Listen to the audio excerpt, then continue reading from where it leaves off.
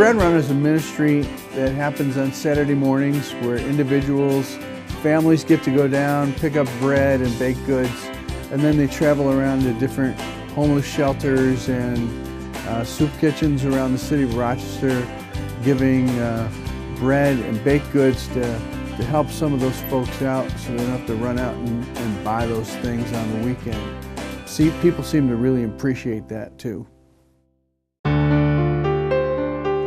Heart for the City of Rochester seeks to witness God's love, and we are involved in faith-based ministries in 3 areas.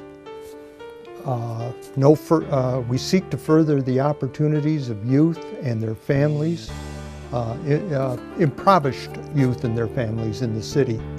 And we improve relationships within the neighborhood, within the community, and we seek and focus on literacy. Our primary focus is in school-age children and their families. We primarily work within the city recreation department, and our primary reason for that is that many of the kids we really want to reach, kids that come from difficult dysfunctional homes, kids who were essentially on the street in many respects, do participate in the city recreation programs. We partnered with the new Ryan Community Center and the Sully Library in 2009, where we established a reading program for the Ryan Recreation Center along with Sully. We contribute a software program that supports reading and literature and volunteers. They contribute the kids.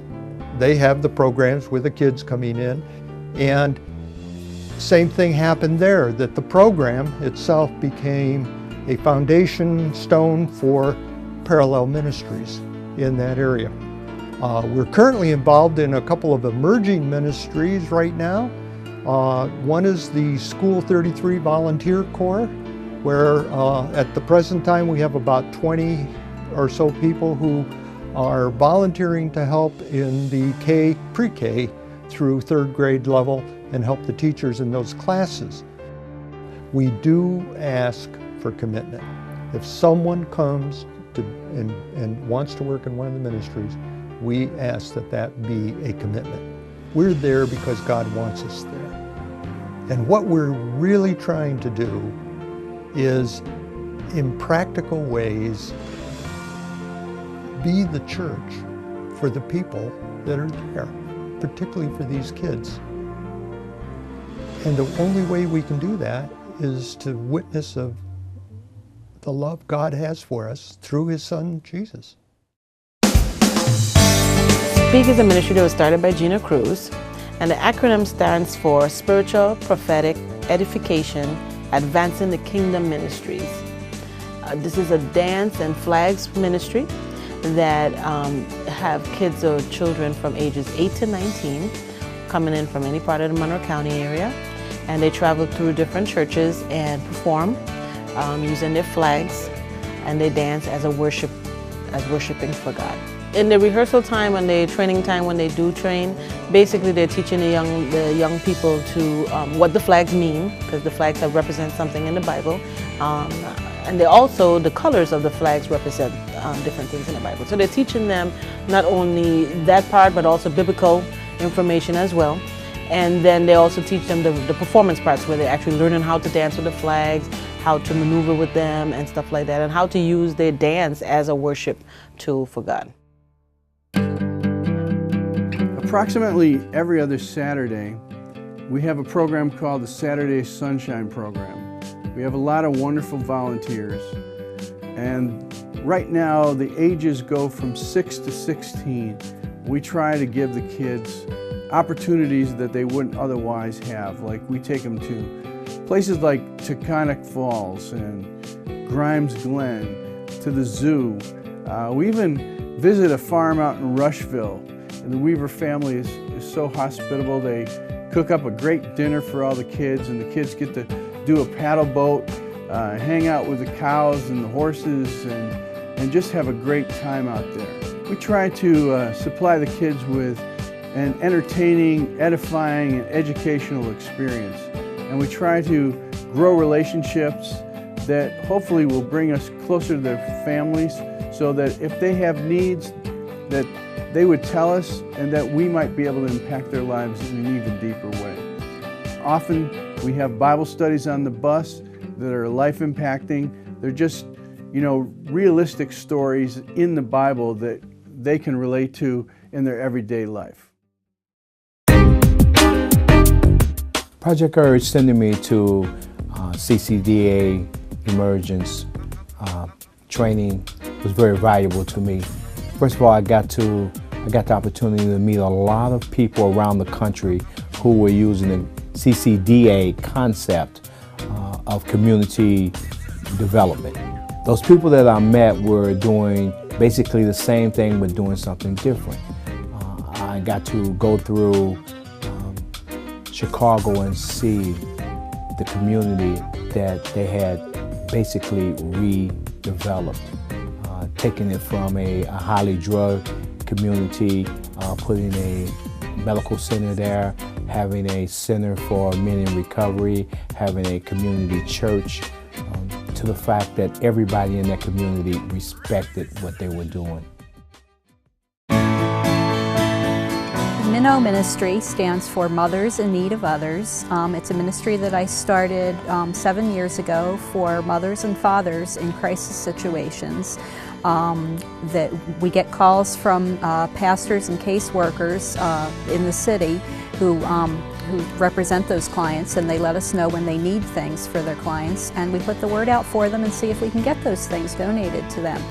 Furnished for Life is another ministry in conjunction with Minnow that we started about 6 months ago, where we take in gently used and slightly damaged furniture, and we're looking for people with skills in appliance repair, furniture and upholstery repair to come in and teach our volunteers how to actually fix those things that are broken, so that we can send them back out into the community, redistribute them, and help those people that are in need.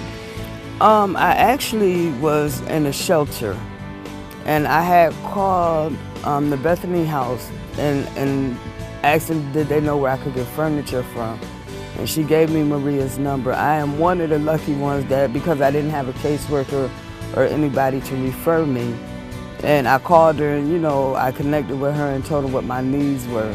And, I kept checking in with her. And one day I got on her answering machine that she was looking for volunteers. And I told her that I would be more than willing to volunteer, and that's how I got involved with Maria. Volunteering, yes, it has helped me a lot, because I like helping people. And I like to see that people that are in need get what they need. And it's just a joy in my heart to see the joy that comes across their faces, when they're able to have bedding to sleep on, furniture to sit on. It's really such a joy. And it's also taught me life skills. Our Furnished for Life / Minnow Ministries, we help approximately 50 agencies and churches in the inner city. It just keeps on growing. I love what I do. It's just a blessing. I love it.